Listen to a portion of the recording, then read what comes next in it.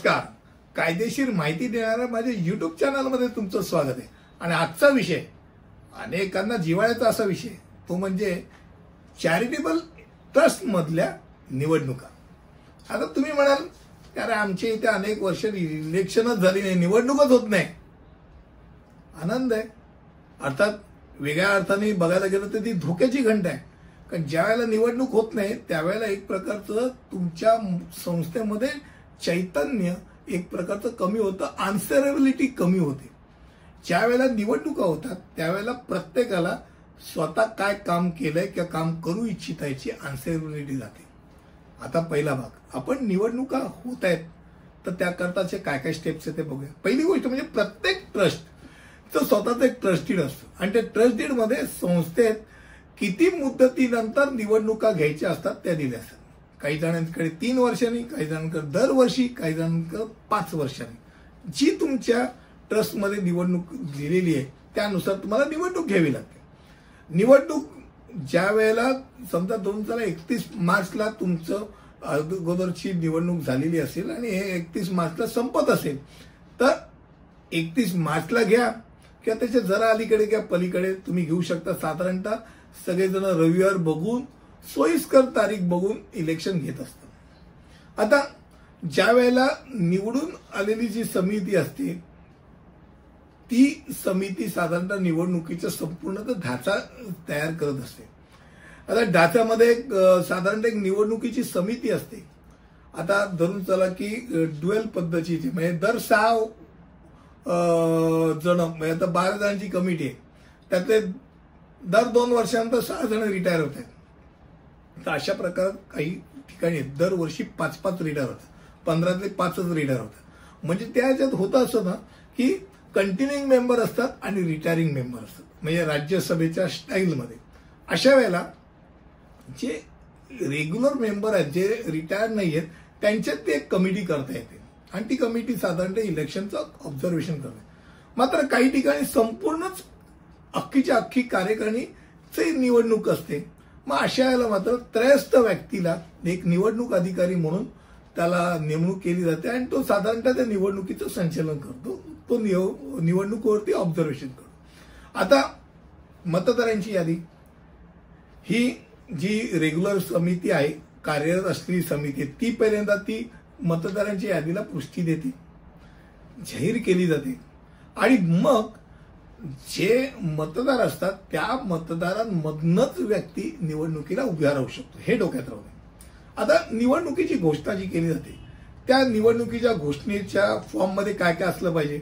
एक तर निवडणुकीचा फॉर्म देण्याची सुरुवात आणि शेवटची वेळ, त्यानंतर निवडणुकीचा फॉर्म कधी भरणार, कुठे भरणार, कधी भरणार, वेळ आणि भरण्याची सुरुवात आणि शेवटची तारीख, त्यानंतर निवडणुकीचा अधिकारी ती फॉर्मची छाननी करणार, छाननी केल्यानंतर पात्र उमेदवारांची यादी तो जाहीर करतो. मग निवडणुकीतून माघार घेण्याची सुरुवात आणि शेवटची तारीख ही नक्की केलेली जाते.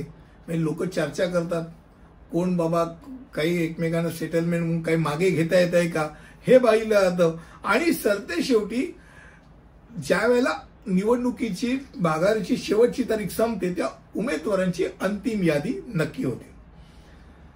अंतिम यादी नक्की झाल्यानंतर जे निवडणूक जाहीर होते त्याच्यात वेळापत्रकासह निवडणुकीची तारीख नक्की असते, त्यात वेळ असते नक्की की सकाळी 9 ते 11 निवडणुकीची वेळ आहे, तर त्या दरम्यान तुम्ही येऊन वोटिंग केलं पाहिजे. 11च्या नंतर 11:05, 11:01 सुद्धा त्याचं वोटिंग करण्याकरता तो आला तर निवडणुकीच्या झोनमध्ये आतमध्ये आला असेल तर त्याला वोटिंगला अधिकार आहे, अन्यथा त्याला अधिकार नाही, हे डोक्यात राहू द्या. मतपत्रिकेवर मतदाराचा तपशील असला पाहिजे वरच्या दिशेला, म्हणजे त्या परफोरेटेडच्या वरच्या साईडला त्याचा तपशील, तो खालचा अर्धा भाग हा मतपत्रिकेचा, वरचा तपशिलाचा भाग. त्या तपशिलाच्या भागमध्ये त्या जो वोटर आहे तो वोटर येतो, त्याचं नाव येतं, त्याची सही होती, तो आहे की नाही ते बघितलं जातं. आणि मग खालचा परफॉर्मन्स, वरती क्रमांक असतो पण खालचा जो मतपत्रिका आहे त्याच्यावरती कुठल्याही प्रकारचा क्रमांक नसला पाहिजे, कुठल्याही प्रकारची खूण नसली पाहिजे, कोणाची सही नसली पाहिजे. मतपत्रिका ही संपूर्णतः एक सारखीच सगळ्यांची असली पाहिजे. ती मतपत्रिका खालची परफॉर्मन्सची जी काढली मग ती मतपत्रिका मतदाराच्या याद्या हातात मिळते. आता समजा एक पद आहे, कार्यवाहचं पद आहे, एकच पद आहे, तर एक पदाकरता तुम्ही वोटिंग किती करणार? तर तुम्ही एकच वोटिंग करू शकता. तुम्ही समजा 3 उमेदवार उभे आहेत आणि तिघांनी वोटिंग केलं किंवा दोघांना वोटिंग केलं तर ती मतपत्रिकाच बाद होते. म्हणजे उभे असलेल्या उमेदवार आणि ती पदं, समजा 8 पदांकरता निवडणूक आहे, कमिटी मेंबरच्या 8 पदांकरता निवडणूक आहे, तर तुम्ही जास्तीत जास्त 8 देऊ शकता, तुम्ही कमी करू शकता.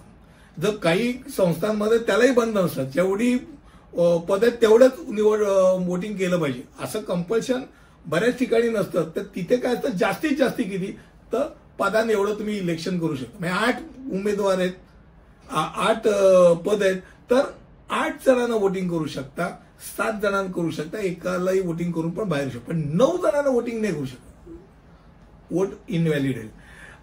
निवडणुकीच्या जी मतपत्रिका आहे त्या मतपत्रिकेवर कोणतेही लेखन केलं इनव्हॅलिड होईल. मतपत्रिकेवरती चिन्हा व्यतिरिक्त काही भलतसलत केलं, तुम्हाला समजा क्रॉस मारायला स्टॅम्प दिला असेल किंवा पेनानी करायचं असेल तर ते सोडून बाकी काही केलं तर त्यालाही मतपत्रिका बाद ठरली जाते. पहिली गोष्ट म्हणजे मतदान क्षेत्रामध्ये तुम्हाला प्रचाराला परवानगी नसते. मतदान क्षेत्रात प्रत्येक उमेदवार आपला एक पोलिंग एजंट नियुक्त करू शकतो. तो साधारणतः लक्ष ठेवू शकतो, बाबा हे माझं याचं ऑब्जेक्शन आहे, हा मला वाटत नाही मतदार आहे, मग ते व्हेरिफिकेशन होतं. आक्षेपाची पडताळणी निवडणूक अधिकारी करणार, मात्र त्याचा निर्णय अंतिम असणार. निवडणूक ज्याला मतमोजणी होते तेव्हा सुद्धा उमेदवार आणि त्याचा पोलिंग एजंट यापैकी कोणी ते उभा राहू शकतो, व्यवस्थित आहे की नाही ते बघू शकतो, त्यात ढवळाढवळ करू शकत नाही. हरकतच घ्यायची झाली तर लेखी द्यावी लागते. आणि सर्वात शेवटी अंतिम पडताळणी होते, ती पडताळणी करताना बॅलेट बॉक्सचं एक सांगायचं राहिलंच की बॅलेट बॉक्स पहिल्यांदा सगळ्यांना दाखवावं लागतं की बाबा हे रिकाम आहे. ते नंतर त्याच्यावरती बंद करताना तिथे उपस्थित असलेले उमेदवार त्याच्यावर सही करतात आणि खोलताना पण ते बंद आहे दाखवलं जातं, मग खोललं जातं. मतपत्रिकेतनं सगळी मतं मोजली जातात. मोजणी झाल्यानंतर निकालाची पडताळणी निवडणूक अधिकारी करतो आणि अंतिम त्याची सही करून तो निकाल जाहीर करण्याकरता त्यावेळेला जो अस्तित्वात असलेले अध्यक्ष त्यांच्याकडे सुपूर्द करतो. जर अध्यक्षीय निवड असेल आणि नवीन अध्यक्ष येणार असेल तर नवीन अध्यक्ष तो निकाल, जुना अध्यक्ष तो निकाल पूर्ण वाचतो, नवीन अध्यक्षांचं अभिनंदन करतो आणि तो निकाल अध्यक्षांच्याकडे सुपूर्द करतो. अशा तऱ्हेने एक निवडणूक, साधारणतः चॅरिटेबल ट्रस्टची निवडणूक कशी होऊ शकते, काय होऊ शकते, त्यात काय काय असतं हे इलॅबोरेटली सांगायचा प्रयत्न केला. यात अजून 2-4 अलीकडे पलीकडचे प्रत्येक संस्थेचं एक फ्लेवर वेगळं असतं, स्टाईल वेगळी असू शकते थोडीफार. मात्र एक गोष्ट नक्की की निवडणूक म्हटल्यानंतर एक चैतन्य नक्की येतं आणि ते चैतन्य म्हणजे तुमची संस्था जिवंत आहे ही एक खूण आहे असं मी मानतो. आजचा विषय हा निवडणुकीपुरती होता. मला असं वाटतं की नक्कीच तुम्हाला आवडलं असेल. पुढच्या विषयात असंच काहीतरी नवीन घेऊन तिथपर्यंत इथेच थांबतो. धन्यवाद.